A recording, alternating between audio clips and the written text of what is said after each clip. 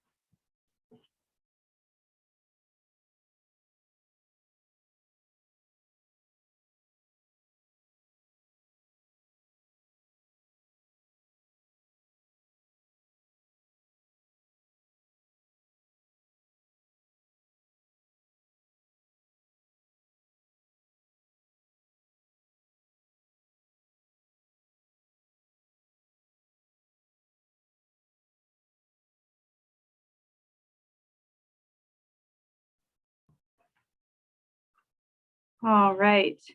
Good evening, everyone. My name is Cassie Dafin. I'm a member of the NAACP Arlington Branch Political Action Committee, and I welcome you here for the second portion of our Fall Candidate Forum, where we focus on the House of Delegate candidates. Thank you for joining us. We want to emphasize that this program is focused on civic engagement. We think it's vital and important that all voters have all the information on the candidates and as much as possible and get to have direct access to them and be able to ask them tough questions, even if it's through the NAACP. That being said, the NAACP is a nonpartisan organization. They do not endorse any specific candidates or parties. We welcome all candidates here. And the ground rules are that there will be no campaigning inside the chat. Today is about engagement, not advocating. We hope that everyone who is here now and watching this recording leaves feeling engaged and informed and prepared to vote. As just a reminder, early voting has started. It started on September 17th and is continuing until the general election on November 2nd. You have until October 12th to register to vote if you have not already, so be sure to do that. And if you wish to vote by mail, you can request a ballot until October 22nd, and it must be postmarked by the November 2nd and received by noon on November the 5th to be counted. So be sure to get out there and vote. And the NAACP is not alone in their desire for voter engagement, and we've had this forum in co-sponsorship with the Alpha Phi Alpha Fraternity. So I'd like to turn it over to President Keith Laing to just say a few words about their mission. Keith? Thank you. Good evening, everyone. My name is Keith Laing. I am the president of the Theta Lambda chapter of Alpha Phi Alpha Fraternity Incorporated, which is seated in Arlington and Alexandria, Virginia. We are very excited to partner with the Arlington and NAACP on this event. One of our national programs is titled "A Voteless People is a Hopeless People." It's named after a saying of one of our most famous brothers, Brother Martin Luther King. And it is an annual voter registration and education program that we do. We look for any opportunity to work with civic groups to increase voter education. We don't want to just be waiting for a presidential election or even a congressional election. We're trying to encourage people to vote in every election in our communities, and especially in local elections, because a lot of times the closer you are to the government is to you, the more impactful the decisions are immediately in your day-to-day life. So we are honored to participate in this event. We look forward to working more with the Arlington NAACP, and we hope that everyone enjoys the forum. Thank you, President Laing. And as part of the Political Action Committee, I'd like to shout out some members who took on an initiative earlier this year that was a bit of a Goliath, but they conquered it completely. We sent out a questionnaire, a very comprehensive questionnaire to all of the candidates over this summer and received some really great feedback. From the candidates, they were questionnaires regarding a variety of topics: education, criminal justice, housing, and we wanted to understand, engage the candidates' perspective on each. I want to thank all the candidates for completing that questionnaire. I know it did take some time. There are several pages of it.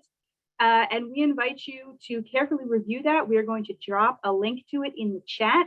So please review the questionnaires completed by the candidates and use it to inform your voting decision. I want to shout out by name several of the members, and if you see them in the chat, feel free to send them a thanks because it was a labor of love that they did. It took them several weeks, and I think we are all grateful that they took on that initiative. So Megan, two of our two co-chairs, Megan Reeser and Jamie Abrams, JC Jones, Jan Marie Penne, Brendan Meehan, Heather Stamos, Leonie Adler, and Melanie Thomas. So if you see them here, give them some love. So without further ado, we're going to start to get into our forums. We are organizing these by district.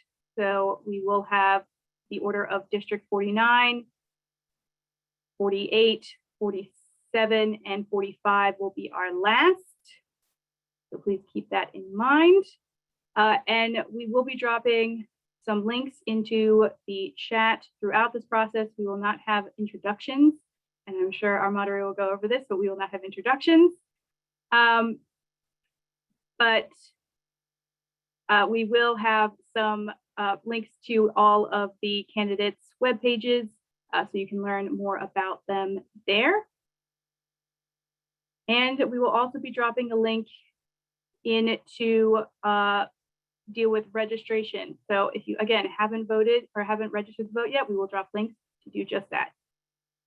So again, without further ado, I'd like to introduce our moderator, Ms. Juliet Hiznay, to lead us off and begin our debate. I will still be on screen as I will be timekeeper. Thank you very much, Cassie, and many thanks to everyone who participated in putting this excellent program together. Just a tremendous amount of work has gone into this, and I welcome all of the candidates to this wonderful forum with the NAACP. We are going to skip candidate bios. Oh, Juliet, it looks like you have muted yourself. Okay. I just realized that. That's terrible. Okay. I'm going to start over. I wanted to thank everybody who prepared for this wonderful program, and especially the Political Action Committee. So much work has gone into this, and it's been just fantastic. Thank you to the candidates for participating and for answering the questionnaires. I know it was a lot of work. We are going to skip candidate bios and introductory remarks so we can jump right into the questions, which is really the heart of what we need to do here tonight to answer the questions that our membership has. But we will drop candidate website links into the chat as we get to each district. We will do whatever we can to make sure that we have equal time tonight for each candidate, where there are people who are attending who are running for the same office. We are not looking for canned speeches. We are looking for you to stick to the questions when you provide your answers, and it's my job to make sure that you do. So without further ado, we will begin with our candidates from District 49. Please welcome Delegate Alfonso Lopez, Tim Kilcullen, and Terry, is it Modglin or Modglin? Sorry about the name. Can you tell me what your name? Modglin, G like a J. Modglin. Okay, thank you so much. So I'm just going to jump right in here. Of all the positions you expressed in your questionnaire responses, including issues such as housing, cannabis, education policy, and criminal justice, Which one of those do you think our NAACP members would be most excited about and would be most likely to move communities of color forward? And we will start with Delegate Lopez, 90 seconds. Thank you all for being here, and thank you very much for that question, Juliet. For me, the issue is affordable housing. I created the Affordable Housing Trust Fund back in 2013, and for many years, Republicans in the majority used it as a bargaining chip and then repeatedly underfunded it, giving it between $6 and $8 million in each biennium.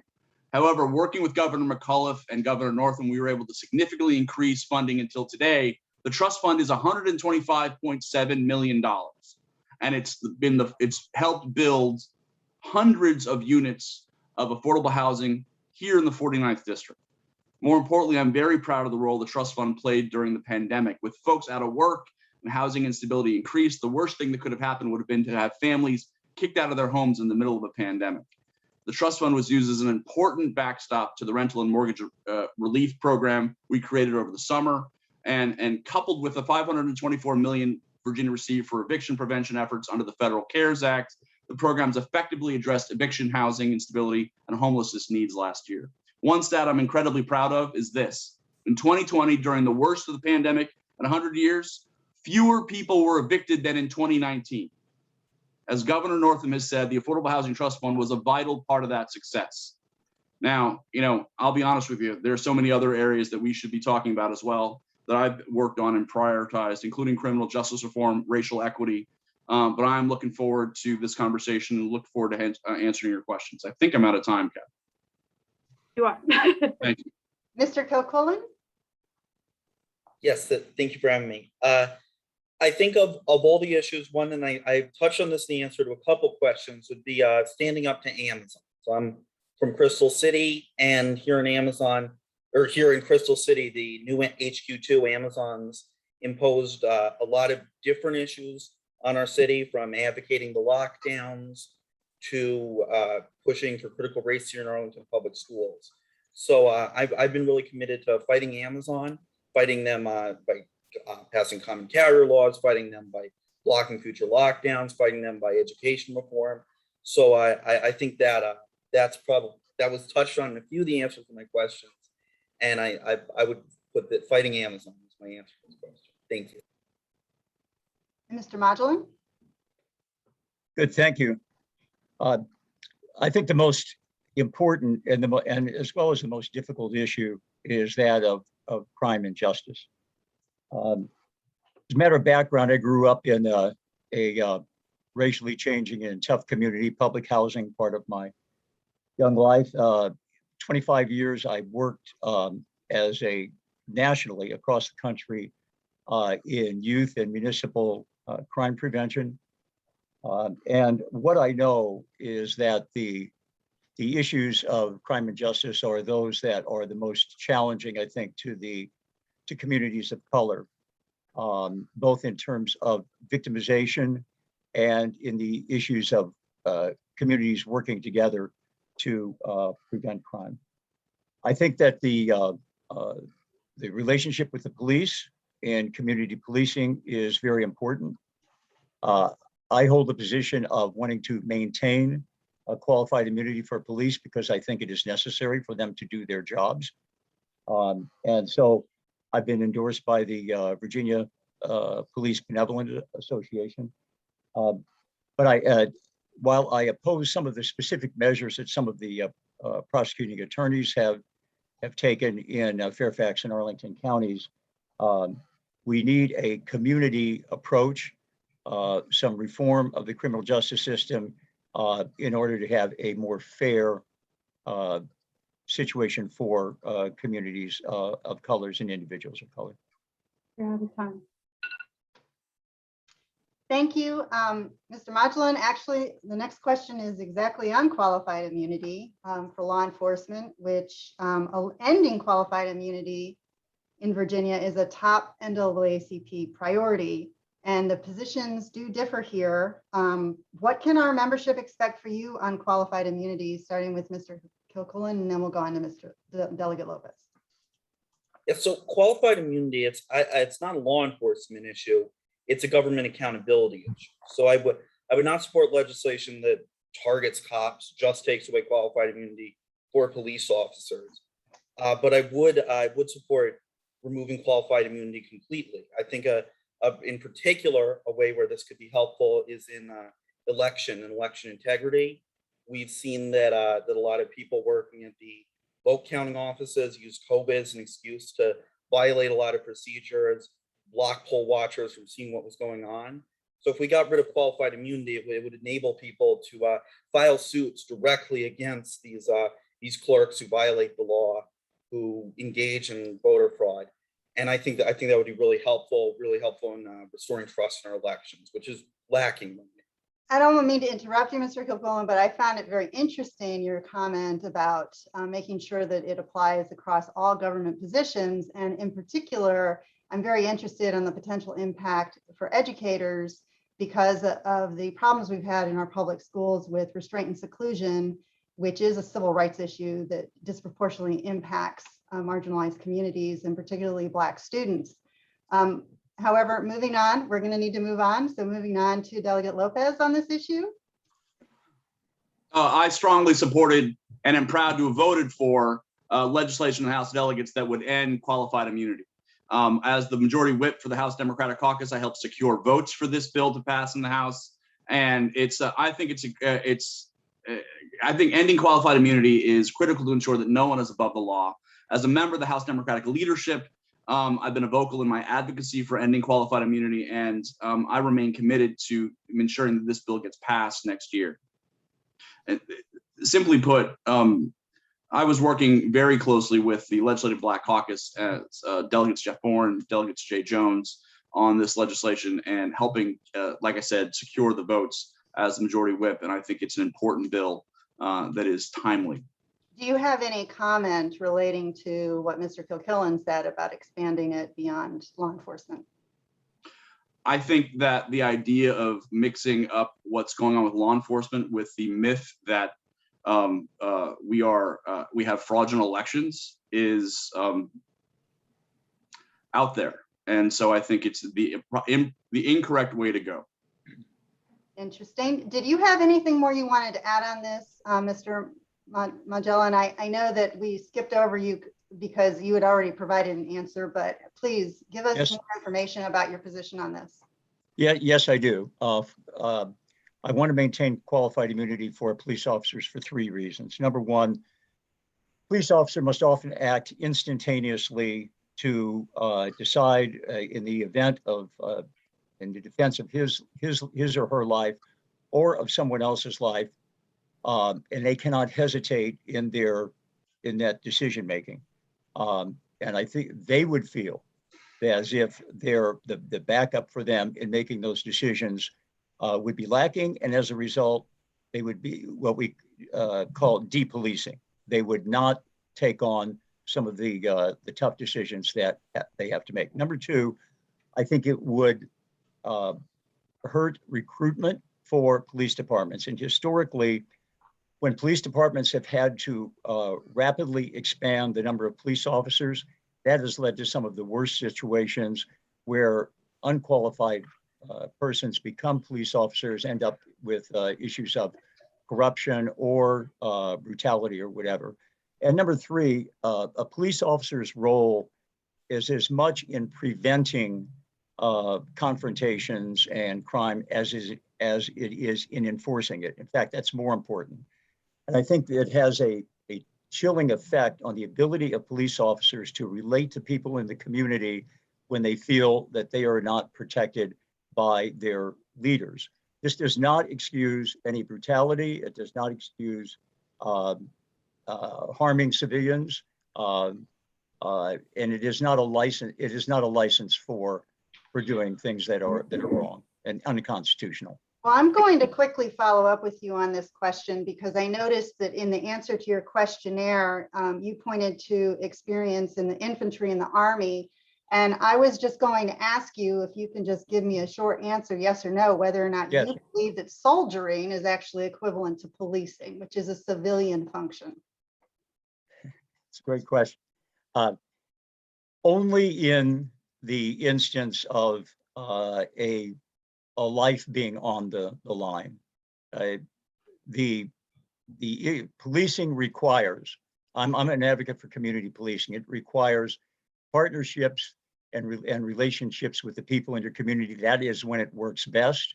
So you want to be a warrior, but you also want to be a protector and a guardian. It requires both, to protect and to serve. Well, I'm not going to say that I reflect the opinions of the NAACP, but I have some concerns about militarization of particularly communities of color. Moving along,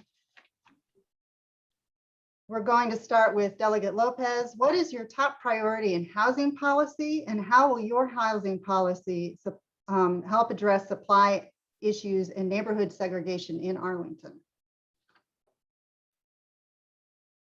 Can you hear me? Mhm.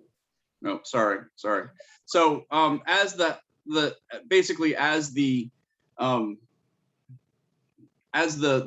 of the Virginia Affordable Housing Trust Fund, that has taken us a very big step forward.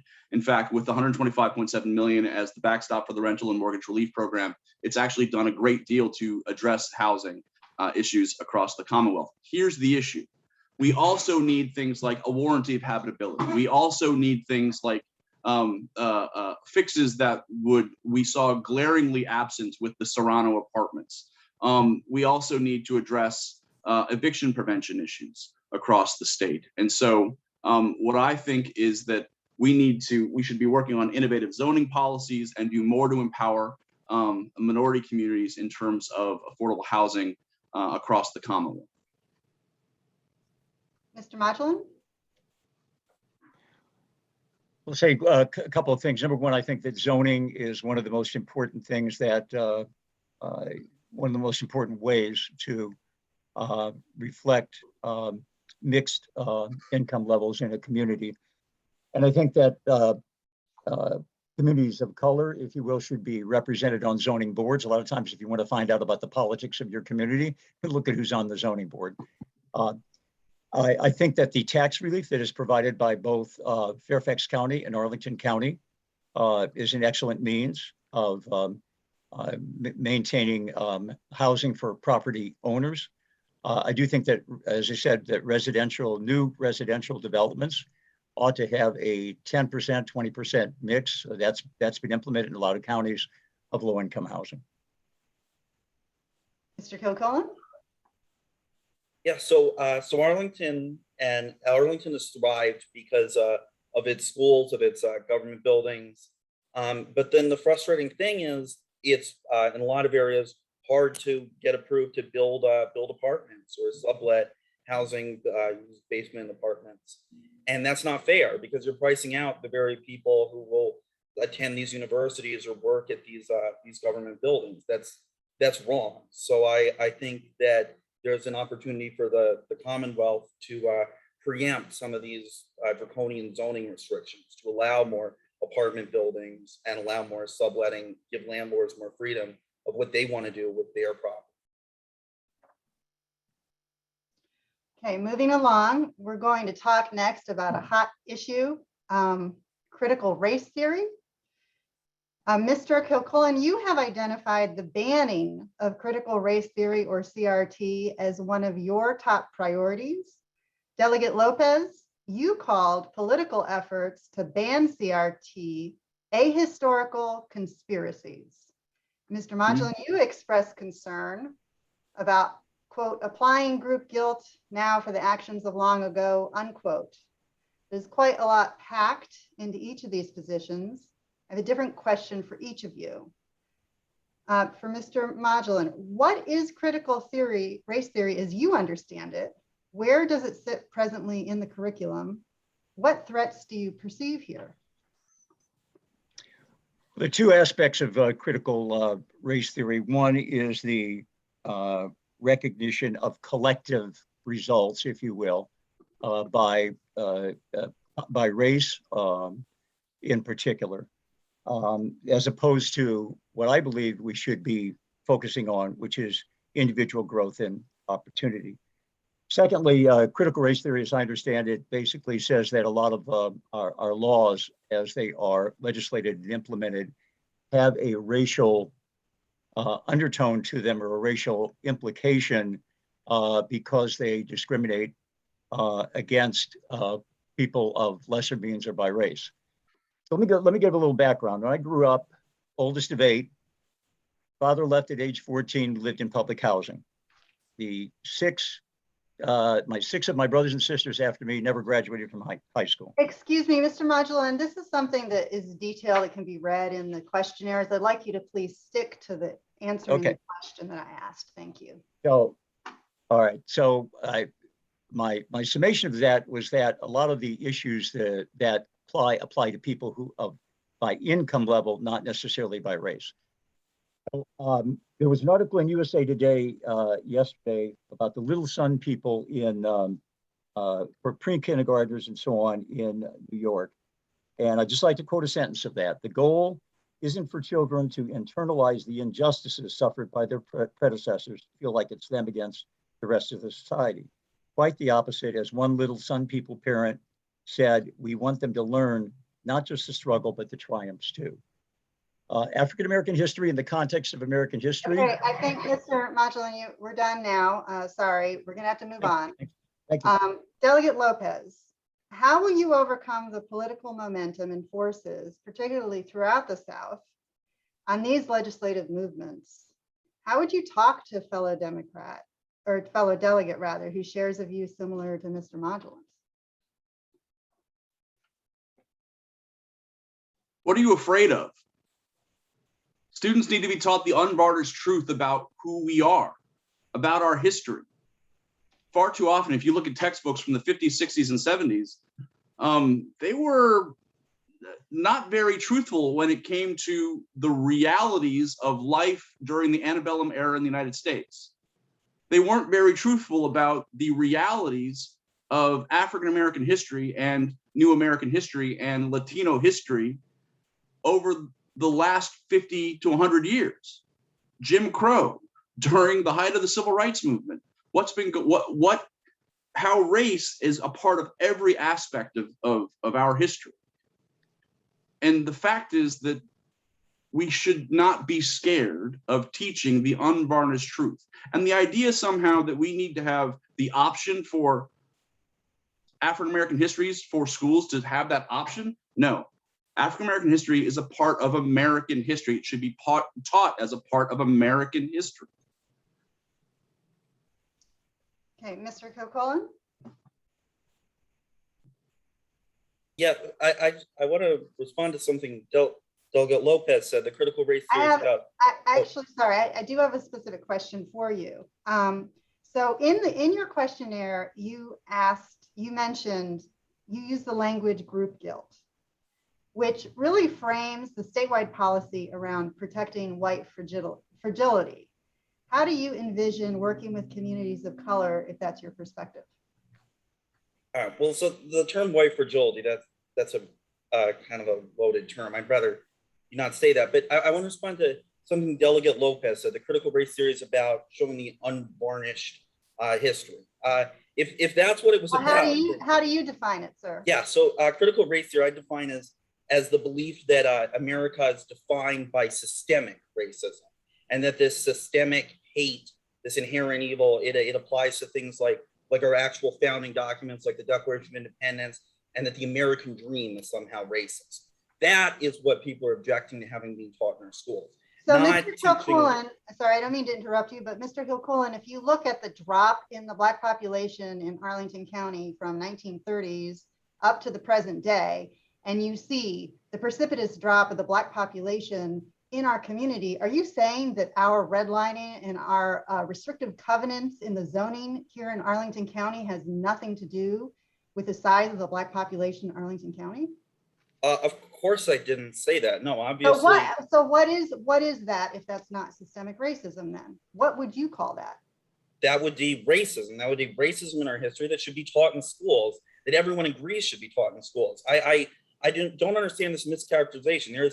There is a big difference between teaching about the racism that's happened in Virginia and American history and attacking the idea of the American dream or the Declaration of Independence. And I think you can see the difference there. And I think throwing out these loaded terms like white fragility is not in any way helping this discussion. We should be teaching everything about American history, the good and the bad, but we should not be teaching our kids to hate their country or to not believe in their dreams. Juliet, Lopez, yes, go ahead. Delegate Lopez. as my Republican opponent said a second ago, we need to, teach what's in our founding documents. The U.S. Constitution said that an African American was 3/5 of a person. If that's not racist or foundationally racist, and we shouldn't teach that from the lens of maybe that's wrong, we have more to talk about than just critical race theory. Okay, we're going to actually move on to individual questions now. I have an individual round of questions for each one of you. So, Mr. Kilcullen, your questionnaire explained that you want to, quote, restore confidence in our elections through legislation banning automatic mailing of ballots, reinstituting a photo ID requirement for the polls, requiring unique envelope and ballot watermarks, and mandating that counties post detailed daily totals of outstanding and returned ballots, unquote. The NAACP has been working since its founding to secure voting rights for communities of color. These strategies you refer to are well documented to be tools that disenfranchise communities of color. Why do you advocate for legislation that dilutes the voting power of minority voters? Nothing I advocated for, including anything in that list, dilutes or disenfranchises voters. That's utter fake news. It is not true. And you should stop saying it because it isn't true. We should have confidence in our elections. What happened in 2020 was absolutely appalling. There are videos from Pennsylvania and Michigan of them blocking out the windows to the vote counting. That is an assault on our democracy. Mr. Kilcullen, I would like you to stick with the response to the question itself. Nothing in securing our elections and requiring a photo ID in not automatically mailing out ballots when you don't even know if the people still live at their address disenfranchises voters. It is utterly absurd to pretend that it does. It does not. Okay, Mr. Modglin, another question for you. Your questionnaire notes that you are the, quote, co-author of Teens, Crime, and the Community, Education and Action for Safer Schools and Neighborhoods, unquote, a program that was in more than 30 states at one time. Quote, for 10 years, I was CEO of Youth Crime Watch of America, which used core groups of students working with SROs and administrators for school safety, unquote. You likewise support SROs in schools. In taking these approaches, how would you address racial disproportionalities in enforcement and school discipline? Well, what I've found is that the involvement of school resource officers has enhanced the opportunity for young people of color, rather than what you often hear that it's a pipeline to the prison. Why is that so? Because the presence of a police officer often lowers the level of conflict in the school. Secondly, because those police officers form relationships with the students. Excuse me, Mr. Modglin, I just have to ask, yeah. I'm curious about you saying that because I'm wondering what data you're relying on to say that it reduces the conflict. Yeah, so if you go back in the literature and so on, you'll see that the co-production of safety, both at the community and the school level, is always the standard that you want to embody. So when you have students, administrators, teachers, SROs working together, it creates a safer school. Mr. Modglin, do you have data to support your comment on that? Yeah, I can. I've got a binder this thick of profiles that we did in schools across the country, where the number of weapons brought to school, the number of offenses in that school were greatly reduced as a result of both the school resource officers and the administrators working together with the students. So okay, let me say, so you have binders, but I was asking about studies and research studies. Well, okay. No, the data is there. And let me just say one more thing. Everything that I did for 25 years was built on the concept that the youth help themselves to make their schools more safe. So when you talk Likewise, about safety, and I was asking about how you would address racial disproportionalities, you did not respond to that question. Moving on to Mr. Lopez, Delegate Lopez. September is Hispanic Heritage Month, it's September 30th. You carried a bill to repeal immigration reporting mandates. What additional steps will you take to decriminalize immigration status? And how would you address the profit motive of what is known as crimmigration? Immigration? Crimmigration, you know. Oh, you mean you're talking criminalizing about immigration. for-profit prisons? Well, there's two parts to the question. One is how would you address the profit motive? And the other question is what additional steps will you take to decriminalize immigration status? So yeah, I was able to pass the de-ICE bill in response to Trump administration's malicious and racist zero tolerance policy on immigration. This prevented the automatic cooperation between local law enforcement and ICE and restored safety for our immigrant community. I also passed victims and witnesses of crime legislation that basically said that an individual did not have to, if they were cooperating with police or the authorities and they were the victim or witness of a crime, they did not have to report their immigration status, because we actually found studies that showed that in South Arlington, of all places, that immigrants were not reporting when they were the victim or witness of a crime because they were too scared that if they did, that they themselves or a loved one would get caught up in the ICE immigration process or ICE detention process. And that is simply unacceptable, because what happened then is you had bad actors who were specifically preying upon these communities in South Arlington. And so, and if it's happening in South Arlington, it's happening in every corner of the common. So I take it you're saying that the criminalization of immigration status makes the community less safe. Yes, considerably so. And piggybacking on something that has been mentioned before, we also have community policing efforts. And I'm so, sorry, Delegate Lopez, we're going to have to move on. Oh, okay. My apologies. So I think we have time now for, I'm going to ask one more question, and then hopefully we can have a question from the audience, I'm hoping. So we're going to move on to the discussion of decriminalization of cannabis.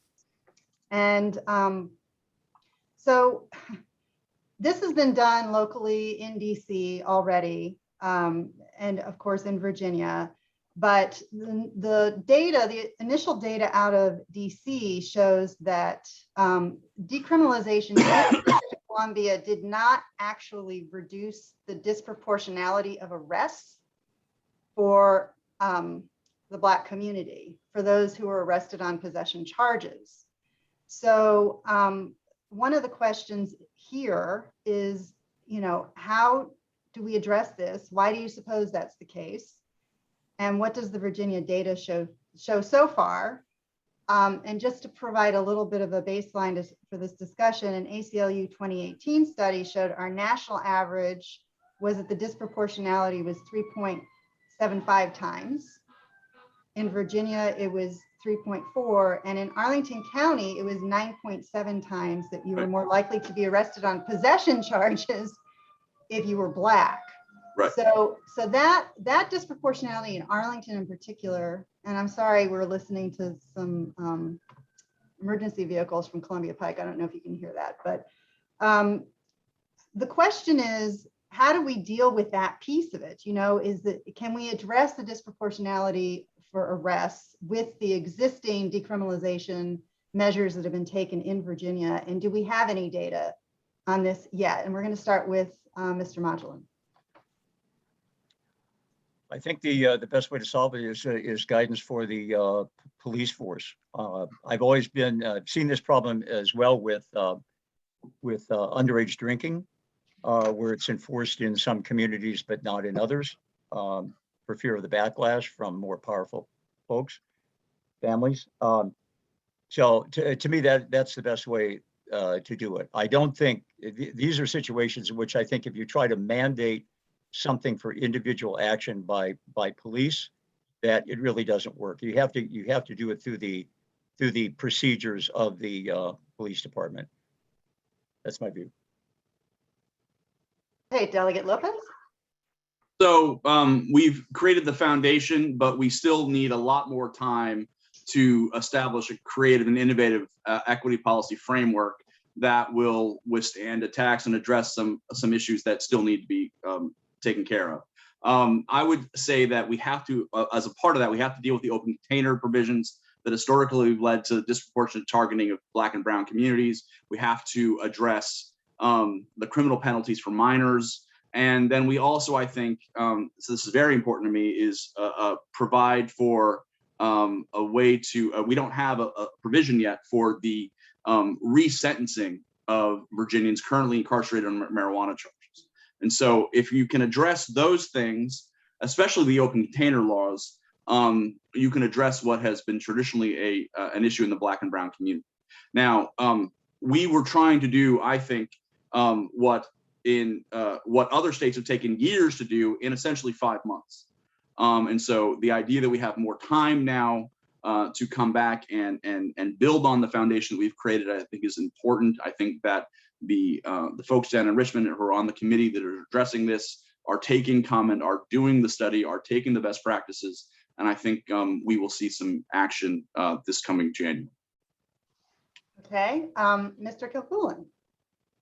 I think on this issue, I'm actually in agreement with Delegate Lopez on most of what he said, that decriminalization was a good start, and changing the open container laws and working on people already incarcerated for possession and possible resentencing would be good next steps.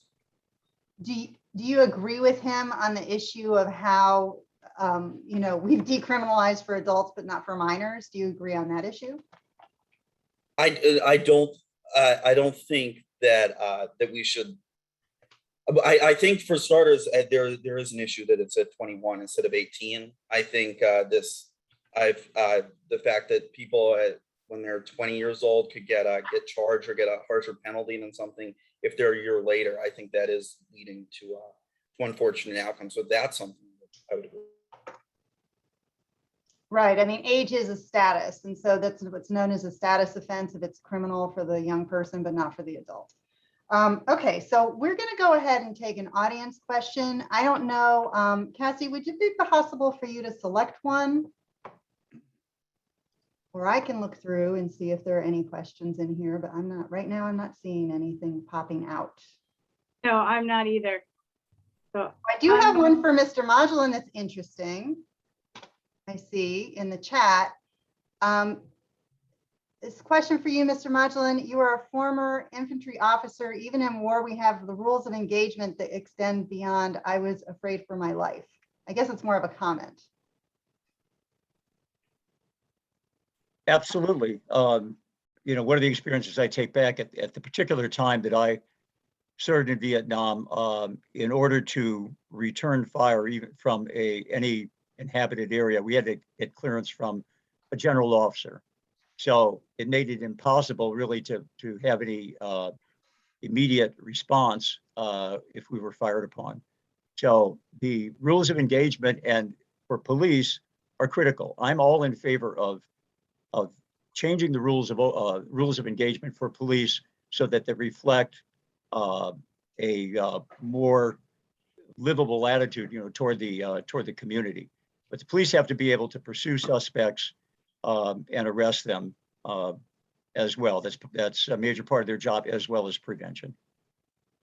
I'm going to go ahead, since we have a little bit more time, and I'm going to go ahead and pose another question to this group.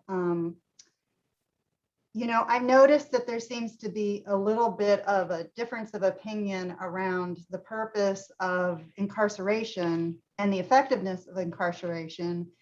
Can each of you comment on your belief system around, illegal drugs and whether or not that is an issue of personal morality or it is an issue of public health? And we can start with Mr. Kilcullen. Well, just to be clear, when you talk about illegal drugs, there's a big difference between marijuana and hard drugs. I support legalization of marijuana. I do not support legalization of hard drugs, and that is very much a public issue. And heavy drug Well, use. interestingly enough, cocaine is actually not even in Schedule A. Or is it Schedule 1? It's not the top category. So It's still very much illegal. There's some very It's still strange very things much happening illegal. at the federal level as far as that's concerned. But overall, do you look at this as a public health issue? Yes, drug addiction is a public health issue, and it needs to be treated as such. Dealers need to be arrested and prosecuted, and there needs to be avenues for people who are suffering from addiction, which, to be clear, is an illness, to get treatment. I don't think we should celebrate drug use at all.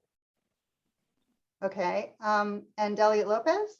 It's a public health issue, and it also is something that marijuana legalization needs to happen, and it needs to happen quickly because we have truly done a disservice to folks in terms of incarceration and criminalization, and it needs to stop. And Mr. Modglin? Definitely, illegal drugs are a public health issue. Gangs, guns, and drugs go together. And very often, drug use and addiction is what brings on those other ills. Illegal drugs lead to more abuse, child abuse, and domestic violence. They lead to more theft. They lead to vagrancy. They tear apart communities. All of these things are very, very injurious to the quality of life in a community. It's interesting. I guess one comment one could make about that is, what about alcohol, which is legal? But we did get a really interesting question from the chat, which is, what are the candidates' thoughts on the current redistricting commission and its efforts? So we'll start with you, Mr. Modglin, and if you can just keep your answers very short because we're running low on time now. Good. I did not hear the entire question again, ma'am. What are your thoughts on the current redistricting commission and its efforts? Oh, redistricting. I've always supported that. I'm a little disappointed at the amount of partisanship that has taken place thus far. If it continues to be a very partisan effort, I would favor a nonpartisan rather than bipartisan commission. I think that the ensemble of maps that they've produced through technology may be an answer. Mr. Kilcullen? Well, once again, ballot measure 1 is it's gone to a commission. It's not being drawn specifically by the House of Delegates anymore. And I would disagree with Mr. Modglin on using maps. John Roberts referred to that as using sociological gobbledygook to draw these really important districts, and that is not something. I'm sorry, I couldn't quite hear what you just said. Can you repeat the last sentence? Yes, sorry, rushing for time. John Roberts referred to these map drawing software, which very much tend to skew the districts Democrat by drawing these pie-shaped districts that a lot blue voters, so they're over increased in strength to try and negate the normal Republican trend, because Republican voters are more geographically dispersed. There's these computer programs that try and fix that with these weird pie-shaped districts. John Roberts has referred to that as using sociological gobbledygook to gerrymander, which is what it is. So I would not support those kind of things. Oh, I see. And Delegate Lopez? I've always said from the very beginning of my time in public office that individuals, or that voters should choose their delegates, not the other way around. That being said, I supported a nonpartisan redistricting commission. What we have is a very bipartisan redistricting commission that, as we've seen in other states, it becomes very difficult to manage when both sides dig their heels in. And so I'm concerned about that. But at the same time, though, I know that we will eventually get there in terms of ensuring that we have a fair process. And it is now a public process, is it not? Which is also a change. Well, that yes, it's incredibly transparent, except of course when it's not, when the commission tells the map makers to go in private and come up with how they want to do the next round of maps. Yes, I always found it curious that members of the General Assembly have they're not subject to FOIA for their communications too. So that's very interesting. All right, well, I want to thank all of our candidates. We're going to wrap up this section. We're going to move on to the next district. Thank you all so much for your participation. Thank you, everyone. Thanks for your time and appreciate your vote. Everyone voting, no matter who you vote for. Okay, so we're moving along to District 48. Do we have all of our candidates here from District 48? You should be. Delegate Hi, Sullivan? Juliet, this is Rip Sullivan. I'm here. Hi, Rick. Hi. And do we have Mr. Monroe? Yes, I'm here. Thank you. Okay, fantastic. Thank you to Delegate Rip Sullivan and Edward Monroe for talking with us tonight. We're going to start off with a question about qualified immunity. So, Mr. Sullivan, you agreed with the NAACP Virginia State Conference that qualified immunity has to go, but explained that doing so is full of, quote, tricky, unquote, constitutional and statutory questions. What are some of those obstacles and what are your suggestions to overcome them? Well, thanks for the question, Juliet. I look at this issue through the prism of a legislator, a citizen, and my profession. I happen to be a lawyer. I sit on the courts committee. I've sat through all the meetings where we've been chewing on this issue. I've voted in favor of these bills every time they came before us, and I've been working with patrons of the bill to try to find a way to get it passed. You'll see in the question, the answer that I gave to the question that I want to see it passed and signed. We've passed things out of the House of Delegates, then of course they go to the Senate. The Senate is a different animal than the House of Delegates, and then of course we've got to get a governor to sign it. I will tell you that I said it's a tricky issue simply because there is no statute about qualified immunity. This is a judge-made legal doctrine, and its birth was in the federal courts. We're trying to do something that would change the state courts. We can't do anything about what the federal courts might do, and the federal courts, in my view, have really botched this over the course of the last 20, 30, 40 years. It creates a situation in which, as a practical matter, someone who wants to sue a police officer who has violated his or her rights has a big obstacle put in front of them. It does not keep them from suing them, but it keeps them from winning. And what we need to do is craft legislation that changes the rules and creates a situation in which if someone has violated someone's constitutional rights, they're going to be subject to suit. And if they haven't, they'll be able to prove that in court. Thank you, Delegate Sullivan. Mr. Monroe, we didn't get the benefit of responses to the questionnaire from you. So tell us where you stand on qualified immunity. Right. Thank you for the question. And I'm here today to provide my responses. I can provide you with the responses in hard copy after the meeting. I think this is a difficult issue because we need our police officers to have protection. We ask them to go into harm's way on more than a number of occasions. And at the same time, we've got to protect our citizens. There have been cases where officers will step outside of acceptable policy, acceptable behavior. And, that needs to be addressed. At the same time, we've got to do both. We have to protect, I think, our citizens, and we have to protect our officers so that they can do their work.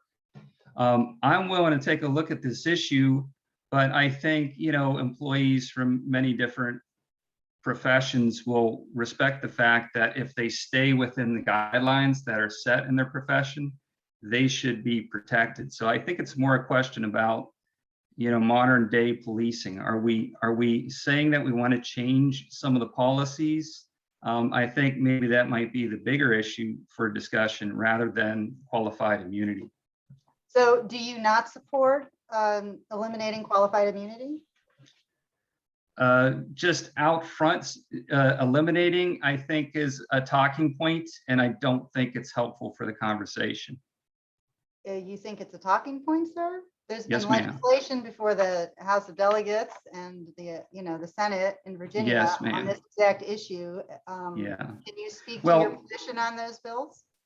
Yeah, so, the incumbent discussed a number of things, but what he wasn't clear on is what we're going to replace it with. So when I hear better what we can replace it with, I'm willing to have that conversation. But if we don't have something and we're just saying that we need to get rid of it, that to me doesn't make a whole lot of sense. Okay. Moving along, we would like to address the issue of alternatives to incarceration. Mr. Monroe, what are your priorities, areas for reform in the criminal justice system? Or do you believe in reform in the criminal justice system? Well, I believe in people. Thank you for the question. Sorry, and how will your priority areas affect communities of color? Yeah, no, really. I mean, whatever the ethnicity or racial background, I think our greatest resource is our people. And I think we need to have that perspective going forward. So when we have a robust workforce and we have our population fully engaged, I think we're better as Americans in general. It may sound a little bit, corny to quote that phrase, but I think it's important that we find ways to keep people active in our communities. And people might find. I'm sorry, I don't understand how this relates to criminal justice reform. Yeah. Well, let me be more specific if that would help. Criminal justice that require reform in your mind? So let me be more specific. I think in terms of parole and probation, we can do better there. In the past, whether it be Democratic or Republican, parties, we've been too harsh in our sentencing. And I think we can take a look at that. We want to get people back into the community, but we've got to do it with goals and incentives. And we've got to do it in a way that we don't financially deplete people's resources. So these are things that are being discussed. So you support actually revisiting parole and probation and funding those rather than not having them be basically unavailable to people who are coming out of jail or prison. Well, I mean, I think, I think number one, what I'm saying is we need to take a look at sentencing. One of the things that there's a lot of good that's already going on. We're going to need to move on. I'm sorry, Mr. Yeah, thank you. Give Delegate Sullivan a chance to respond to this. But I have a specific question for you, Delegate Sullivan. You explained that judges need better alternatives to locking people up. You pinpointed better mental health services as a starting point to providing alternatives to incarceration. Will that do enough to address the history of systemic racism in the criminal justice system? Focusing on admitting evidence of a defendant's mental condition, for example. Well, if your question, Juliet, is will it, I think I heard you say, will it do enough? The answer to that is no. I was giving some examples in my answer. I've always been a big proponent of alternatives to incarceration, diversion programs. We now have drug courts and veterans courts. We just need to get more imaginative and give our judges more tools for dealing with offenders before them that don't just simply warehouse people and stick them in jail. I do think that we are finally recognizing the role that our terrible mental health system plays in the fact that so many people are in jail. In fact, we have a jail population in desperate need of mental health services, and we're not as good at giving it to them as we need to be. So I'm not suggesting that my answer will solve everything, but I think those are the kinds of things we need to do. We need to do more of them. We need to be more imaginative as we go forward to find ways to keep offenders out of jail and put them into a more productive way to pay their debt to society. I have heard some statistics, both locally and at the state level, relating to the number of people who have mental health disorders who are incarcerated, and the numbers are really high. Do you have any data that you could share with us about that? I'd be lying to you if I told you I could quote you chapter and verse, but my general sense is that you're exactly right. They are shockingly high I think the local sheriff had said something along the lines of 60% with severe mental illness, which is really, really, really high. If that's Well, I right. pointed out in my questionnaire, Bill, the delegate Bourne put in, and I was thrilled to help get through the courts committee, which now finally allows a criminal defendant to put in evidence of his or her mental condition, as a part of their process with their interaction with the criminal justice system. Before that, that had been inadmissible. So those are the kinds of really creative things that we can do. Is that a bill that's passed or has that been introduced? Yes, ma'am, that's passed. Oh, that's fantastic. Yep. Okay, so moving on, we're going to talk about housing. Delegate Sullivan, back to you. In your questionnaire responses, you point to affordable housing as central to your work in the General Assembly. What legislation will you sponsor to address housing issues in Arlington, where the problem is particularly acute?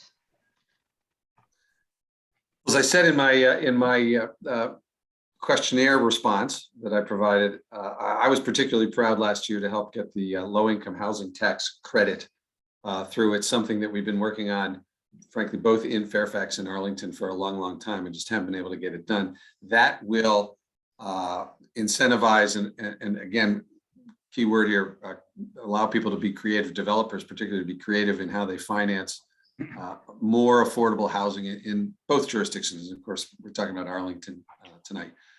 So that to me, to my way of thinking, that was just a groundbreaking piece of legislation that our Democratic majority was able to pass last year. I co-chair something called the AHAC. That's actually in Fairfax, but there are similar organizations in Arlington, which is the Affordable Housing Advisory Council.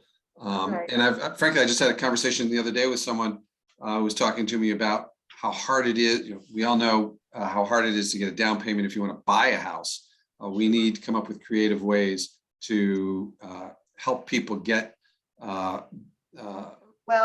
homes with lower down payments.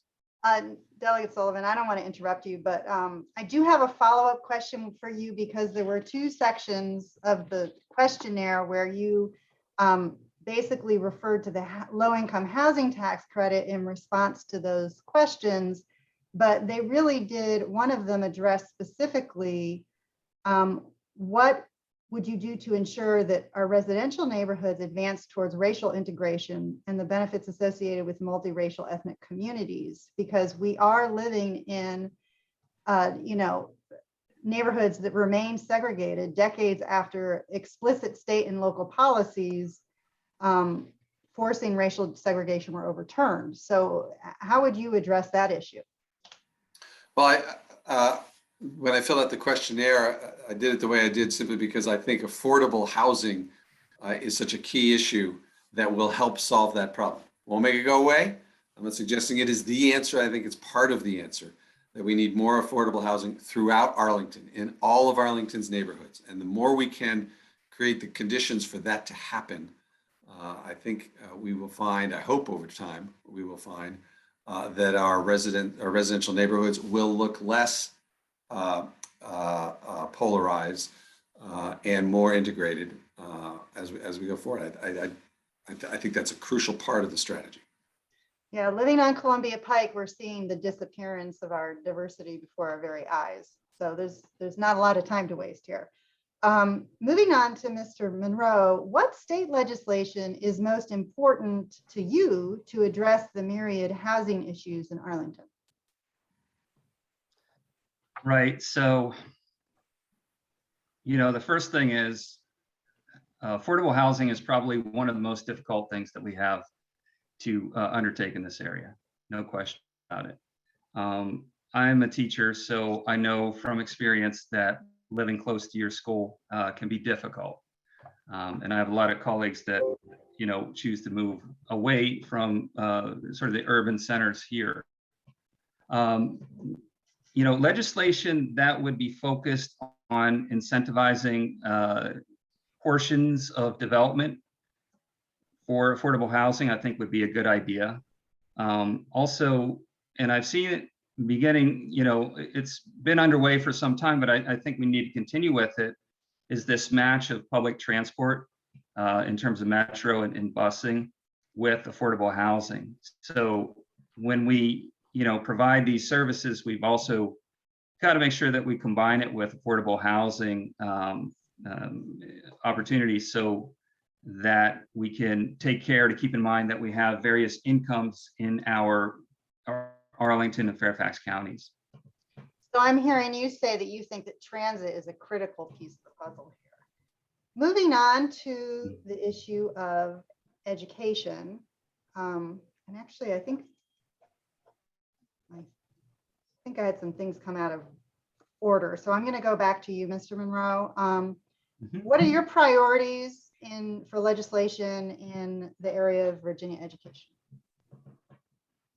I think first, we're doing a very good job in education. But education is this field, like so many others, where it's got a lot of input, a lot of stakeholder input, and doing the best for our families, I think, is the way to look at it. What I might consider for the larger picture is connecting opportunities outside of the school environment with the school environment. So whatever we can do in terms of making connections with the Chamber of Commerce's and so forth, businesses, I think is a good idea, because we have a lot of opportunities in this area that include college education as well as trade school. And we've got to look at ways that we can support both of those. Right. So, Okay, I have a follow-up question to you on that, Ben, because I guess my question for you is, do you support public education? yes, Okay. of course. Well, I guess the question is, would you take state dollars and devote it to private education using monies that were meant to be dedicated to public education? Would you support expanding funding of charter schools, et cetera? So, when I've spoken with a number of people in the community, and I've encouraged people, people are upset because there are different elements of what I would describe as this large media complex. I don't mean to sound conspiracy theory-like, but there is a larger overall media trend and social media aspect of modern day politics, and it influences the way that we're talking currently about our schools. And generally, I don't think it's all that healthy. So, people get upset. Is that a reference to I'm critical race theory? I'm not sure what you're referring to. It actually doesn't matter whether it's A, B, or C. What matters is there is this larger influence that discussion through social media that influences, and through large corporate media that influences the discussion around our local schools. So people you come think that and your legislative priorities. Yeah, I'd like to finish that if you give me a moment. Well, Can I I'm trying to thought? clarify your position, I'd be Mr. happy Monroe, to. because your statements are extremely vague and I'm having a little trouble understanding. So are you saying that you think the toxic environment in social media is something that you would want to prioritize as an education related policy? I'm saying we need to focus on our local schools. There has been a discussion. People get frustrated with the local school system because it is influenced by outside sources, which I've described. And I've told those folks, don't quit on public education because it's one of our greatest resources. And, if you have a interest area, and there are a lot of interest areas, a lot of stakeholders in our public school system. And we need to hear not just the loudest voice, but we need to hear everybody's voice. And, you wonder whether that's happening. Sorry, we need to give Delegate Sullivan a chance. And because that was a very open-ended question, and because Mr. Monroe did not submit responses to our questionnaire, I'm going to open up for you to be able to respond to that very general question that I just gave him, which is, what are your priority areas for legislation in Virginia education, Delegate Sullivan? Well, actually, I'll say something I think Mr. Monroe will like. I hope he'll like. I actually think he ought to be paid more. I don't have any idea what Mr. Monroe gets paid, but we talk a lot about average salaries. And there's just no question that it's embarrassing that Virginia is where it is on the list of average salaries for our public school teachers. So a priority for me has been, since I've been in the General Assembly, raising our teacher salaries in Virginia. We have to keep the ability to attract good people into the public schools. I agree with Mr. Monroe that our public schools are one of the jewels of certainly of Arlington, Northern Virginia generally, and frankly all across the state. Virginia's education system is crucial to our future, and we have to attract good people too. So that's priority number one for me, would be finding ways to raise our teacher salaries and keep people in the profession and attract people into the profession. My own daughter is a teacher, is no longer in the classroom, but we need people like my daughter to stay in the classroom. So that's priority. That's priority. A lot of people are leaving teaching. Right? That's terrible. No, we've got period of time, right? Also going back to you, next question is, your questionnaire explained a Stafford County resolution denouncing the 1619 project and critical race theory. How do you see these political maneuvers playing out in Arlington, and what steps will you take in the assembly to fend off this political attack? Well, this critical race theory has now been demonized. Of course, it's not taught in our schools. It's a graduate level program. I dare say most people, even on this call, probably can't define precisely what critical race theory is. I will tell you, I remember just a few years ago when we were busy dealing with SOLs, right? And we talked about how we don't want our children to just learn facts and regurgitate facts. We wanted them to become critical thinkers.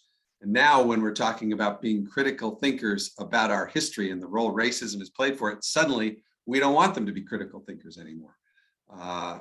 So this has just become a political football, which I think is terribly unfortunate. Obviously, we need all of our students to understand the role that racism has played in our history so that we can make sure we stop letting it play a role in our future. I remember being told and writing papers as a grade schooler and a middle schooler about the Civil War being all about economics and all about industry versus agrarian societies. That's what we used. That's how we used to teach the Civil War, and those aren't the facts. Right. We shouldn't be afraid of the facts. I have great confidence in this next generation. I just think they are growing by leaps and bounds beyond at least my generation in terms of appreciation for racism and its role in America. Thank you, Delegate Sullivan. I guess I need to go back to you, Mr. Monroe, and ask you, do you have a position on this question of the 1619 project and critical race theory and the subject matter in the public schools? Right. So, first of all, yes, I have an opinion on it, but we're doing a great job of education in the public school system. In terms of critical race theory, a couple of things that come up is, standardizing or lack of standardized tests, right? Finding this space to say that we don't want people to compete, or finding this space to say that we don't want to have upper level classes. That's the problem that I have with this discussion. It's fine to talk about history, and everyone is encouraged to talk about it and express their point of view. But when we get to the point where we're holding people back because we're not providing opportunities, or we're considering not providing opportunities, or when we get to the point where we want to make major reforms from this perspective, but we're not clear on how that's going to happen, I don't think that's a good place to be. I think where we need to start is accepting the good system that we have. Okay, I'm gonna move on to education policy relating to restorative justice and universal pre-K.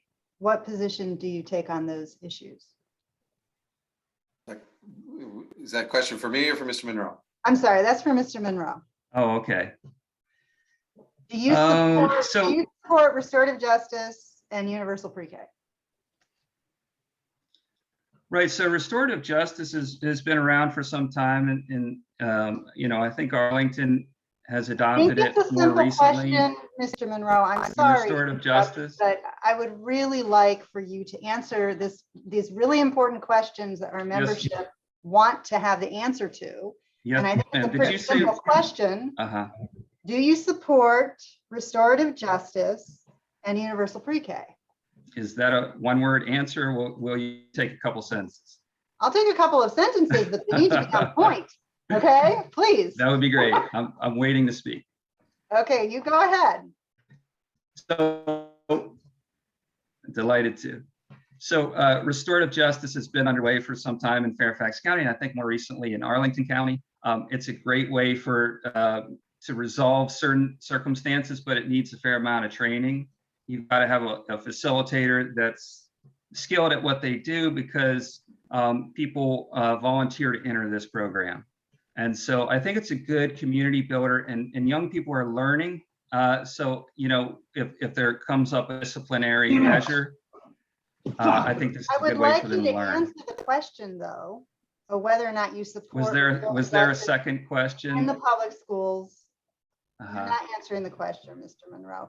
I'm going to go ahead and move along to Mr. Sullivan I thought I had. on the question of whether or not you support the use of restorative justice in schools and universal pre-K. Yes, and yes. Okay. I Want to elaborate at all? just want to make sure I answer the question. You know, moving to a restorative model and away from suspensions, God forbid arrests, putting kids into the school to prison pipeline is of course where we need to be heading. Mr. Monroe is right. We need a lot more training on these issues in all of our school systems around the state. But that's something we need to prioritize, because this turns this as I said in my comments, my written comments, makes our students better, makes our kids better students and better citizens. The universal pre-K it's just remarkable again how far behind we are the rest of the civilized world. I mentioned in my comments a speech I sat through by a gentleman who runs a shipbuilding organization. You'd think the last thing on his mind would be universal pre-K, but he sees it as important as I do for our future. We should have universal pre-K for our 3 and 4 year olds. Okay. If we I'm gonna have expect to to remain stop you competitive. there, but coming back to you on the environment. You noted, Delegate Sullivan, that you were very active in issues relating to the environment and climate change. What issues do you see on the state legislative agenda that most affects marginalized communities in Arlington? Well, there are questions on the questionnaire, as I recall, about air quality. I have devoted, frankly, most of my career in the General Assembly to trying to be, I think, succeeding in being a leader on issues all issues having to do with the environment, whether we're talking about power generation, reducing greenhouse gases, focusing on air and water quality. I was the patron of the Clean Economy Act, which launched Virginia from the wrong direction on these issues to, frankly, one of the leaders now in the right direction on those issues. And we made very sure in the Clean Economy Act to make sure that the Council on Environmental Justice is going to be at the table as we transition Virginia's economy to a clean energy economy. Where do charging stations go as we move to electric cars? Where do solar panels go? Where do the manufacturing facilities go? We need to make sure that all of this is done not only without harming communities of color and other challenged communities, but particularly helping them. How do they partake in the new jobs that this is going to create? So that's those kinds of things I'm focused on like a laser. Thank you. And Mr. Monroe, what do you see as Arlington's environmental vulnerabilities, and how can state legislation address our environmental needs? So Arlington, like Fairfax County and all the 48 districts, has and will have hotter days, and we've seen this over the last few years. So it's relatively urban area, and we're going to have hotter days in the 90s and more extended periods, and we'll have heavier rains, of longer duration. We've seen that too. So that's dealing with localized flooding issues. So we've got to take measures to have some resiliency in our infrastructure. In the meantime, we also have to and Mr. Sullivan said this, I would agree with, we're making this change from going from combustion engines over to electrical engines. And that's going to take a great deal of effort. And I think it's worthy of, and make do with what we can do in this area. We can't overextend ourselves. Okay.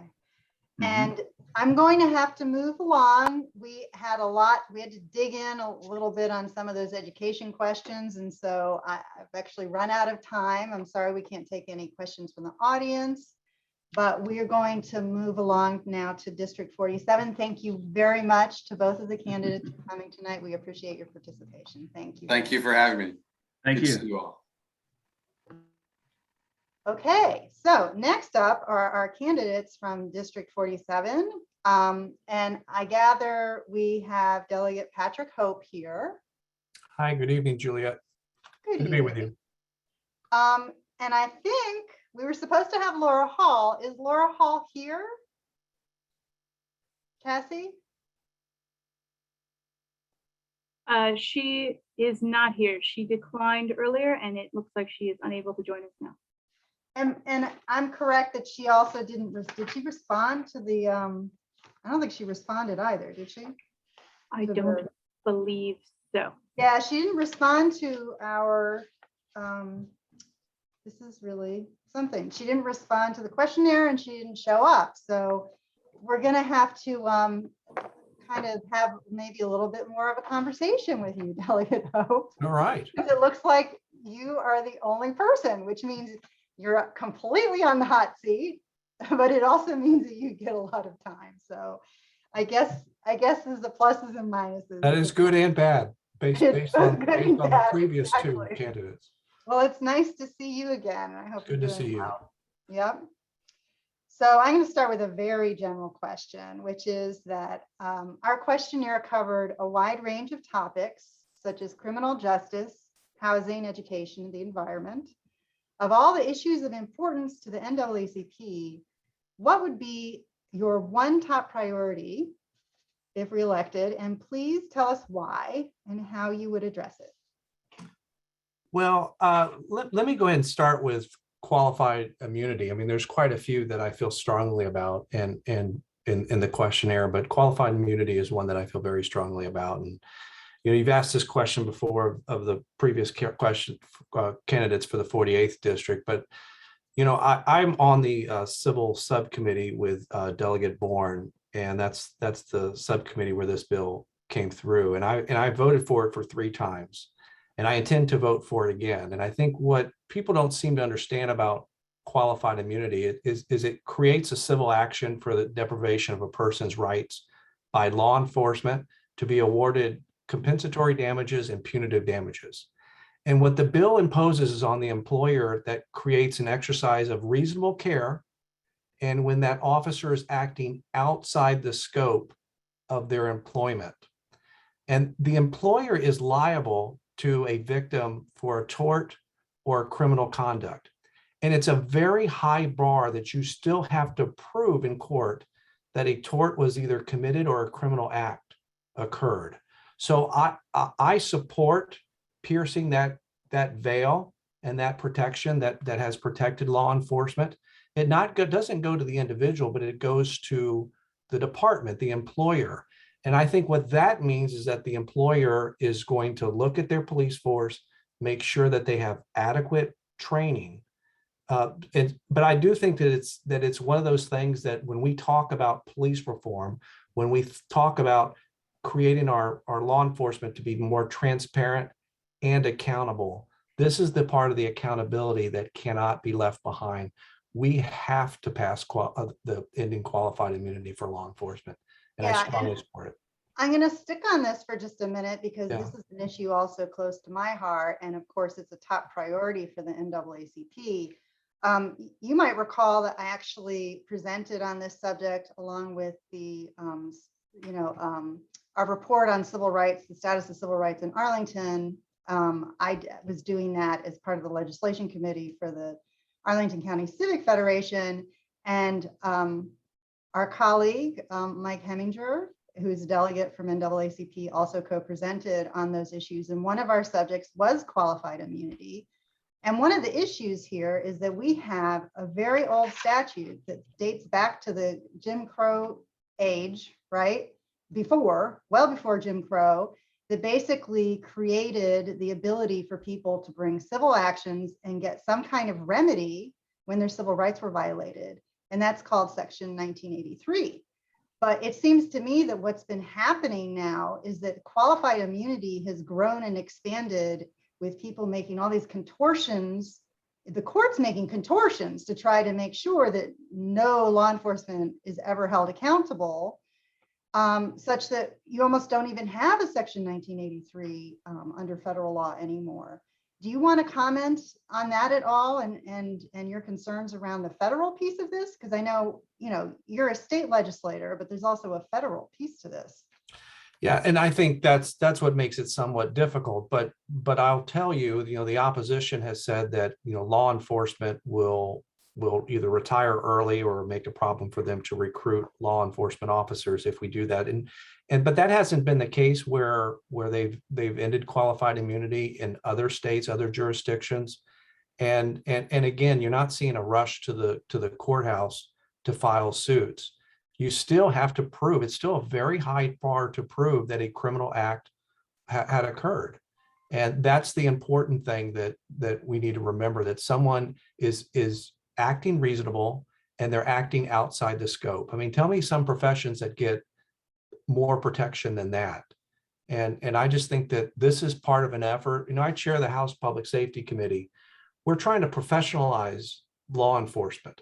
And this is a way to do that. This is a way to make this less a guild, but more a profession. And I think that's where you're seeing us taking a look at police reform and systematically making more criteria for transparency and accountability when it talks about training purposes, training at the academy, training and in-service training to make sure that people know how to act in these certain circumstances. Mm-hmm. Well, it's certainly a big issue. So moving along, Delegate Hope, in 2021, the General Assembly passed legislation to legalize the possession and sale of cannabis. How will you help ensure an equitable implementation of that law that recognizes and improves the communities most affected by prior cannabis policy? Yeah, and so this is the part that hasn't been addressed yet. We've attacked the legalization. Now it's the time to create the regulatory structure, which we will look at the packaging, the growing, and the selling of marijuana. And so that's going to play itself out in the regulatory process to make sure that people of color, communities that have been targeted by this so-called war on drugs have full and equitable access to the markets. And so we'll have to make sure that that is preserved in the regulatory process. I will tell you that the law that now states that sales will occur in 2024 is too long of a time. I think the delta between legalization and sales needs to be closed. And I would like to see it next year when we go back into session to streamline that process. So we certainly need to speed that process up, quickly set up the regulatory system, as I talked about, and immediately move to resentencing those that are currently sitting in prison as a result of marijuana offenses. Right. And I don't know if you heard earlier my question about the issues of not seeing a reduction in disproportionality for cannabis arrests in the District of Columbia. Do you have any information or any data that so far on what the impact has been here in Arlington? Well, there's two things that have happened, about, last year we decriminalized. And so that instead of becoming a criminal offense, it became a civil offense. And then the legalization just went into effect in July. So we've only had a couple of months with that. The third thing in a bill that I had passed was the arrest of pulling someone over for the so-called odor of marijuana and searching their vehicle. And I think that actually is going to do a tremendous amount, because that went into effect in March. And what we did there was we looked at a different traffic offenses to move those that are these pretextual stops, these really subjective types of stops. I mean, how do you prove in a court of law that a law enforcement or officer smelled the odor of marijuana in searching your vehicle? So we went ahead and rewrote that statute to say that you couldn't do that as a primary offense, and that anything that you find could not be used in court. And so, one more follow-up, because we have in many of these laws, as you probably know, youth are now court involved for both tobacco, any tobacco products, and also for cannabis up to until they turn 21, right? So we've actually expanded in some ways the criminality and the court involvement for youth. How would you address that disparity that now we've created new status offenses for young people, when for adults it's not even criminal? So how do we address that issue? Well, that's a problem. It's not a criminal act, but you're still subject to civil fines for someone under 21. But they're court involved. And they are court involved. When a youth gets pulled in front of a judge and they get suspended from school, and maybe recommended for expulsion, that is a severe and harsh penalty. Yeah. So how do we address that? Would you support looking at that issue? Oh, yeah. Well, we will legislation to address that issue. Oh, yeah, we will do it. No one likes that. I believe that's the section of part of the section that needs to be reenacted. So we need to go back next session and take a look at that. You know, we put a tremendous amount of resources for marijuana sales, and we anticipate at least $300 million per year that we're going to plow back into, and some of it is earmarked, about 40% is earmarked for education and treatment. And so that's the thing is we do not want people to be in the criminal justice system, especially our youngsters, in doing this. I think the reason why the drafters of the bill did that is because they wanted to allow people an opportunity to maybe put them on some sort of type of parole type and put it under advisement more than anything else. But that automatically puts it into a judicial process. We don't want that. We're going to go back and take a look at how we do that. If I'm not mistaken, I think it was Senator Evan, but I wanted to also ask about the tobacco piece, because tobacco is a highly addictive substance, and that's also creating court involvement for youth. Is there, what do you plan to do about that? Well, I think we treat them the same. We don't have cessation programs for youth that are actually legal. Yeah, right? we treat them the same way, and I don't think that we should. I mean, again, to your point, we need to remove under 21, underage, I should say, out of the criminal justice system for a product that's legal.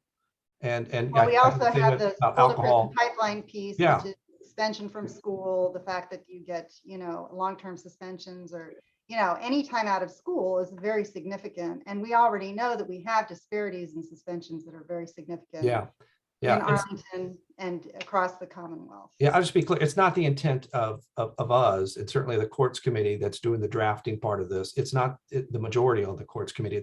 It's not our intention to allow that. We will correct that, and during next session, that is part of the reenactment. Okay.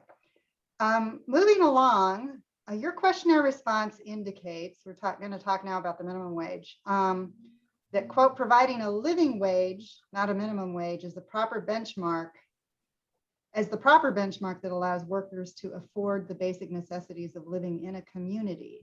Tell us more about your position and what actions you would take to ensure a living wage for Arlington residents. Well, I'll just say this. I'm very pleased that we passed a minimum wage up to $15 per hour in 2026. Now that's too long to wait. And that was a compromise that we had to make in order to space the increases in the minimum wage that was at $7.50 to go up to $15 an hour by 2026. We need to close that gap and do it sooner. I know Governor McAuliffe supports doing that. I support it, and I hope that we can accelerate that process as well.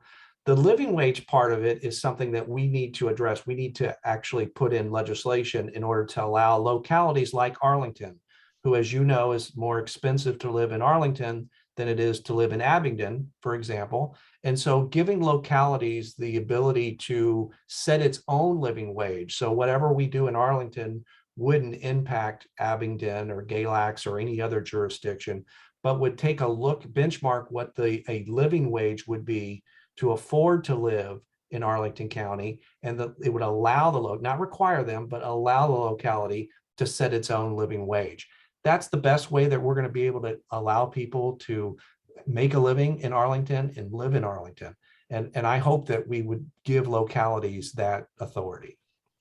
Okay, Delegate Hope, I'm going to have to wrap up with you. I'm sorry that we have to cut this short, but we do have one more district that we have to cover, and we do have 2 candidates for that district. So there's so many questions I could ask you and that we could talk about, but thank you so much for coming. And I'm sorry that we didn't have your opponent here to talk tonight, but I guess she's on Twitter, so everyone can check that out. Thank you so much, Delegate Hope. Thank you. So we're going to end the night with District 45. I'd like to welcome Councilwoman Elizabeth Bennet-Parker and Justin J.D. Maddox. Thank you for joining us. Thank you for having me. Same, thank you. Good evening. So both candidates provided thoughtful responses to our questionnaire, which covered a wide range of issues. Of all the questions that you responded to, what one issue resonated with you most, and what actions would you take if elected? And we will start with Mr. Maddox. Thank you, and thanks for having me, and thanks for being a stickler for your questions. I really appreciate it. I hate coming to a debate and seeing politicians trail off. I think the issue that really is affecting us right now and affecting the Black community is the affordable housing issue, and it's come up again and again tonight. I have focused on 2 different policy options that I think could be very useful for trying to slow the cost of housing in my district, and also to create new creative ways to build new affordable housing. The first of those is a 1% cap on homeowner property taxes. I think that right now we're seeing a collapse of commercial real estate and the taxes that are coming from those. And as a result, our governments are going to, our city governments especially, are going to have to focus on homeowners for tax collection more and more. And if we do that and raise those taxes, I think it's going to force more and more people out of their homes, especially people of color who have suffered from those tax increases in the past. And then the second of those options was a model that's currently being used just over the border of my district in Arlington. There's an affordable housing complex called the Terwillinger Place, and it presents, I think, a great model where the developers, the American Legion, were able to use a low expense loan, and they built up a 100+ unit facility, and they were actually able to bring in, give preference to veterans. So they brought in, I think it's 50% of the units are open to veterans first. So I think it's a great model. I'm sorry, Mr. Maddox, your time is up. Okay. Okay, so moving along, same question to Councilwoman Bennet-Parker. Thank you. It looks like we agree here. I was also going to pick affordable housing. I believe that housing is a human right, and it's one of the reasons that I ran for the Alexandria City Council, and it's been a priority of mine. Earlier this year, I put an additional $1 million into our budget for affordable housing. We've also created and used new zoning tools to preserve and expand affordable housing, from creating an accessible dwelling unit policy to our bonus density program. But one of the struggles for local governments, and that's both Arlington and Alexandria and others, is that we're not going to be able to solve this crisis alone. And we need additional help from the state and the federal government, but it really needs to be a partnership between all 3. Currently, local government's hands are tied a lot when we do developments because by the state, we're not really allowed to require much of developers. So I want to work to empower localities with additional tools and flexibility to address and incentivize affordable housing and to help make it more affordable to live in our communities. At the state level, we also need to continue to increase investment investment in the Housing Trust Fund, and we need a dedicated revenue stream that will provide support to all parts of Virginia, including our higher cost region. And then we need to continue the great work that's been happening through Recovery Act dollars in terms of protecting and expanding investments to end homelessness, including ongoing rent relief, and to expand our current efforts to prevent evictions, because we see, that Virginia's been doing a great job of accessing that federal relief dollars, but we know that we have a lot of work to do to continue to prevent evictions and to maintain affordability in our community. Whew, you packed a lot in there in a minute and a half. Wow. I have a lot to say. I want to make sure that both of our participants can see the timekeeper. Are you able to see the timekeeper? Okay. Yes. Catherine, do you want to wave? If you tab through, you might be able to see Cassie, who's I see her now. You see her now. Make sure she's on your screen so that you can actually time keep. She's moving around. I don't exactly know why. She used to be in a fixed spot and now she's gone. So you know what? If you can jump in verbally, if I can't see you, I would be very, very grateful. Okay, we're going to move along. Criminal justice reform is a high priority for the NAACP. What is your position on qualified immunity and civilian oversight boards? And what actions will you take if elected? Councilwoman Bennet-Parker, we will start with you. Sure, thank you for the question. So ending qualified immunity, I definitely support that. I think we need to make sure that anyone, police officers especially, are held accountable anytime they use excessive or reckless force or harm someone's constitutional rights, especially, I support that in the performance of their duties. I think that's absolutely something that we should have in Virginia. And same with police review boards. Alexandria, we passed a strong citizen police review board with subpoena power, with an investigator who reports directly to the city council. And we passed that, I guess, in April. We started working on it actually last June, even before the state legislation took effect. But obviously that gave us some more power. And I think going forward, there needs to be some more work on that. Certainly, jurisdictions like ours are going to implement this, but not everyone in the state is. And so we need to incentivize that or fund, mandate that. But we also need, there's not one for the state police, and then similarly the sheriffs were excluded. So there's definitely some fixes and additional actions that can be taken. Okay. And Mr. Maddox. Yeah, so I am not in favor of lifting qualified immunity. I think it is helpful in protecting police. However, I'm very interested in improving the tactics and procedures that are being used by police, ensuring that they have better training, ensuring that the tactics that are being used are very limited. And I am in favor of community oversight boards. I think that they are a potentially effective system for ensuring that the local community has control over their policing efforts. And I think there's a lot more to be researched in terms of community oversight boards. I think that we need to figure out what the limits of their authority is, whether they have subpoena authority or not. And I really think that we need to be very cautious of rushing into setting these things up without really doing some deep research into the third order implications of what we're doing. Okay. I'm going to move along to a question about alternatives to incarceration. Mr. Maddox, in your response relating to this question from our questionnaire, which alternatives to incarceration do you believe are underutilized as a means for solving social problems? And how would you advocate for their increased implementation through legislation? You stated that both community service and rehabilitative services are underutilized as effective alternatives to incarceration, which could solve social problems. So my question is this: is it a question of underutilization or is it a question of underfunding? Mr. Maddox. Oh, I'm sure it's both, but I think it's underutilization mostly. I think in general, what we've done with our correctional system is, we used to call these penitentiaries, right? They were for the penitent. There used to be correctional facilities to correct behavior. And I think that we've really lost sight of that philosophy. We've really moved to a position where everything we're doing in our criminal system or in our justice system is intended to punish. And that punitive element of the justice system, I think, is really going too far. I think we need to, again, rethink how we're doing these things. I do think that restorative justice is potentially very useful. I think we need to get to a place where we are using much more creative solutions to reintegrate people into society in a healthy way. And what about the mental health piece of that? Because we were talking earlier with another candidate about, for a different district, about the issue of how many individuals have severe mental illness who are actually incarcerated either in jail, local jails, or in state penitentiaries. So what about that?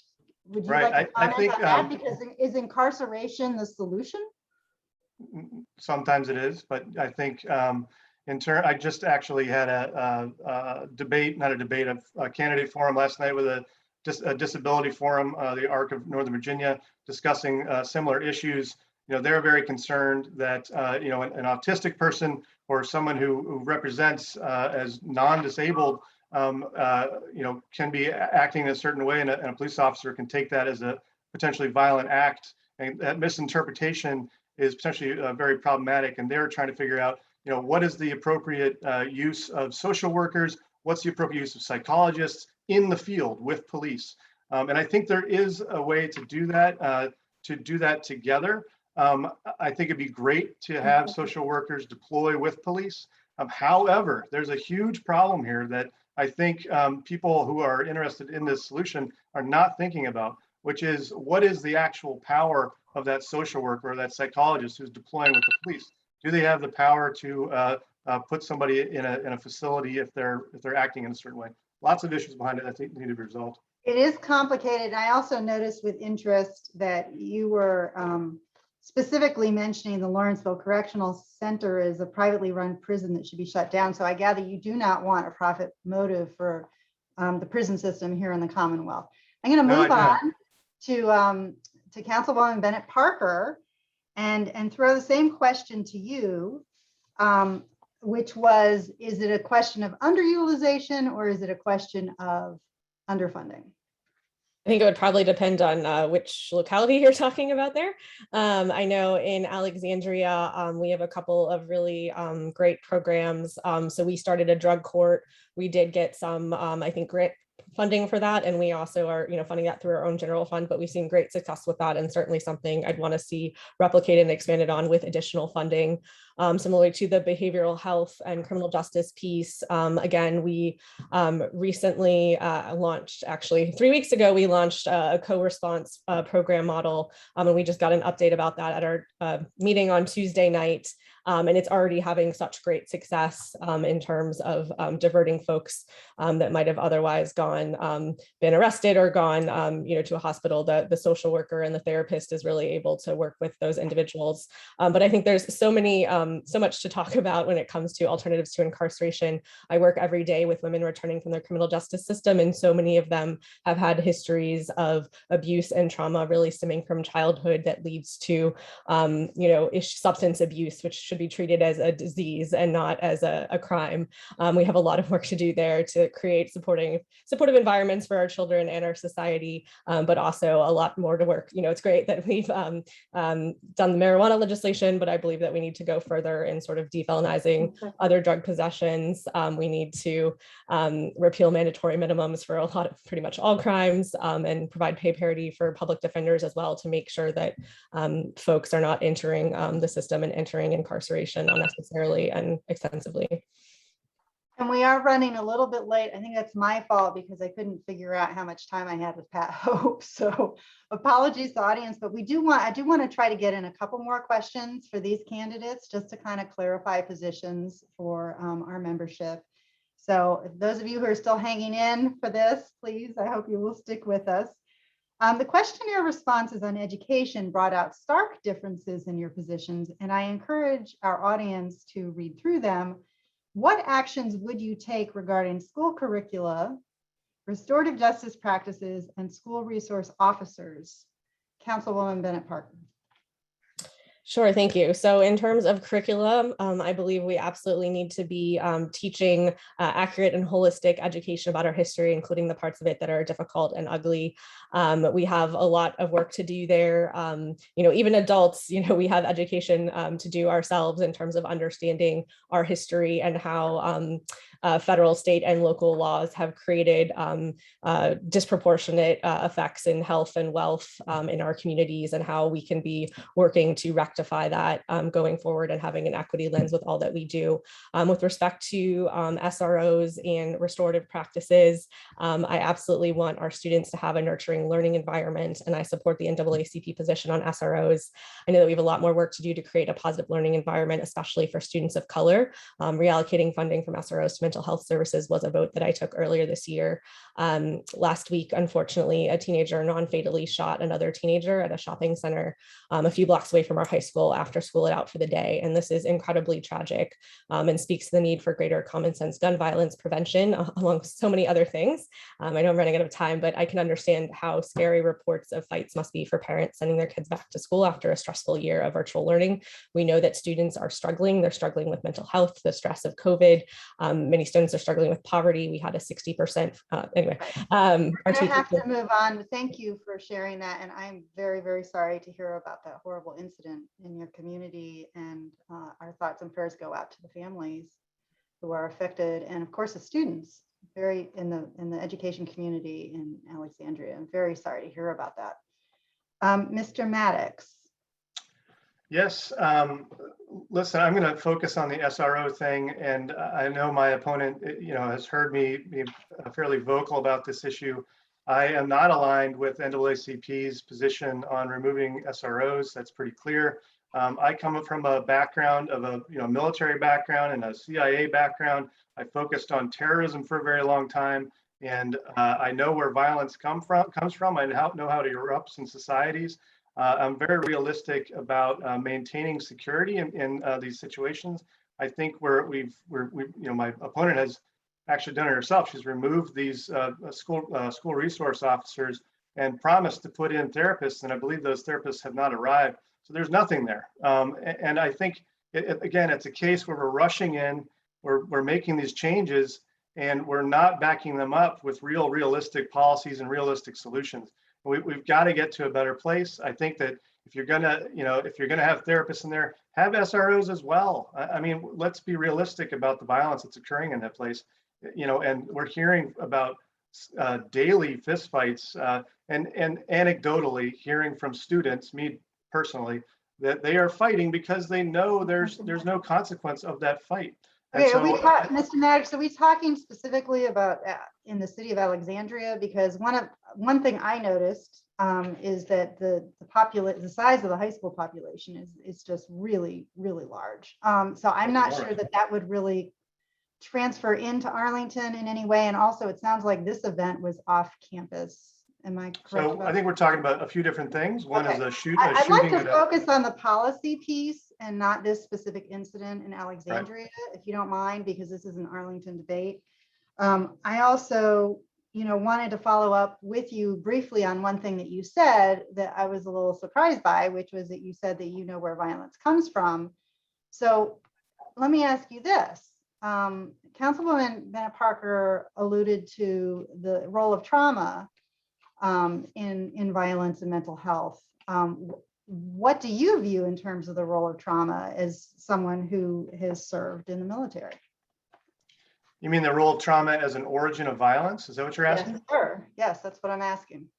Yeah, I think that trauma begets trauma. Yes, I believe that when a person is exposed to trauma, as a child or as a young adult, they pattern that upon it sometimes, and it tends to repeat itself.